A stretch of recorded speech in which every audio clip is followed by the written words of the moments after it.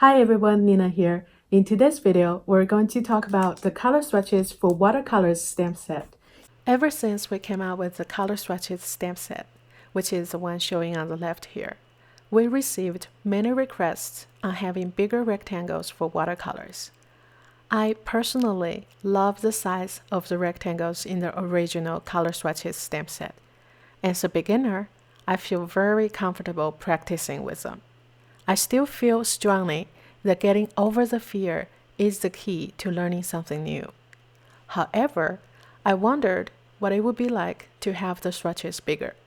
So now we have the Color Swatches for Watercolors stamp set.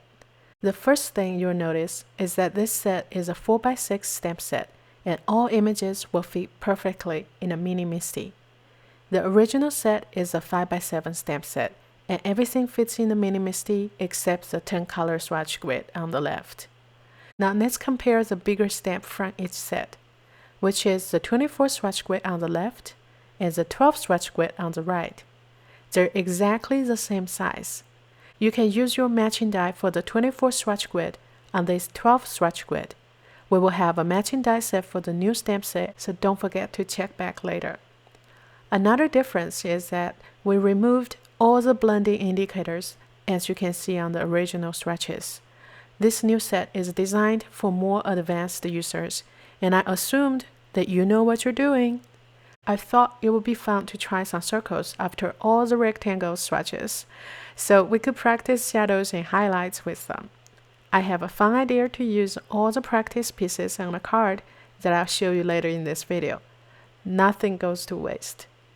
Also in this new set, we included the icons for recording the watercolor characteristics, but instead of having everything as one stamp, now you can use each icon individually. And because there is no letter attached to each icon, you can use them to fit into your own system. Personally, I found it quite a challenge to work with these bigger swatches, but after a few tries, I was really happy that I gave it a try. Here's my 18 color Holbein palette. We made this palette and swatched it out in our YouTube live on Fridays last month. I love the intense colors on the 24 swatch grid, but as you can see here on screen, I need more practice with the bigger swatches. I had a lot of backgrounds and couldn't get a smooth gradation, but that was my first try. I practiced 3 more sheets off screen and will share now what I learned on my 5th try. I started with a 6x9 piece of watercolor paper from B Paper. We carry this in our store. It's a fairly cheap cotton paper I use for practice. I trimmed it into 2 4x6 pieces to fit into my mini MISTI. I will go ahead and stamp both pieces. I also want to share how I extended my swatch grid. When there are 12 swatches in this stamp, I need one more column of 6. So after I stamped the 12 swatch grid, I cleaned the stamp, peeled it off, and lined it back to the stamped image. Now the center column is overlapped. I have 2 ways to stamp the 3rd column. I can cover the overlapped column when inking up the stamp, or I can use a piece of scrap paper to cover what I have already stamped. Easy peasy, right? Let's swatch. Ideally, you should have just enough pigment and water to get a smooth gradation, but it's not happening to me naturally yet. I think I had more watercolors than I need on my brush. I will keep practicing, but here's how I get my gradation right now. I'm adding more water as I go. So first, get the color on my brush, pull it down about 1/3 of the rectangle, dip my brush in water, dab off the excess water on my towel, continue to fill in another 1/3 of the rectangle. Clean my brush, dab off the excess water, continue to fill in the rest of the rectangle. To smooth out my gradation even more, I will rinse out all the colors on my brush, dab off the excess water. My brush is very dry right now. It's thirsty, so I can use it to easily remove the excess water in my rectangle, along with the pigments. Starting from the bottom, the upper you go, the juicier your brush gets, the less water you left, and the more intense the color on your paper will be. Make sense? it's like magic to me. I know I said excess water way too many times here. How much is enough? Well, that's why we're practicing. For filling in your rectangles, you'll need to make sure that your brush is drier each time. Water always expands. As long as your new area is drier than what you have earlier, the water will run down with the pigments in it. If your new area is too wet, it will cause the water to run back into what you had earlier. This is called a background.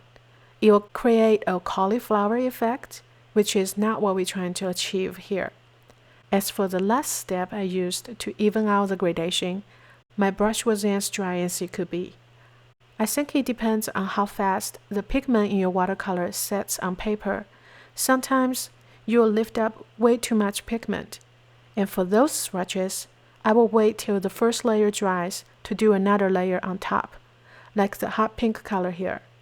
Also, I find colors look different when they're dry, so I prefer to wait and see what I get than going back immediately trying to fix things.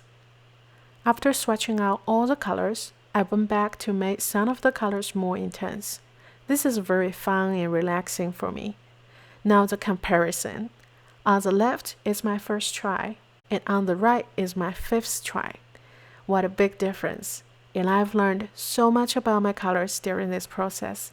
Love it. As for the circle swatches, I'm going to show you a fun way to use them on cards. I did this during an Instagram Live last week. Our goal is to go live every day at 1 p.m. Pacific time. Mondays to Thursdays will be on Instagram with either Shannon, Rebecca, or me. Fridays will be on YouTube, and we will all try to be there, just to chat, share, and learn together. I didn't have any plan but to get some colors on the circles. I decided to try having a gradation about half the way and used the same method as I did on the rectangles that I showed you earlier for the gradations. I see lots of practice in the future. After getting all the circles colored and cut out, I adhere them to a card with a simple sentiment at the lower third straight spot. Some of the circles hanging off the edges and trim off the excess for a more organic look. Fun, isn't it? There's so much more you can do with this new Color Swatches for Watercolors stamp set. I can't wait to see what you'll create. Thank you for joining me today. I hope you enjoyed today's video, and I'll see you again soon. Bye!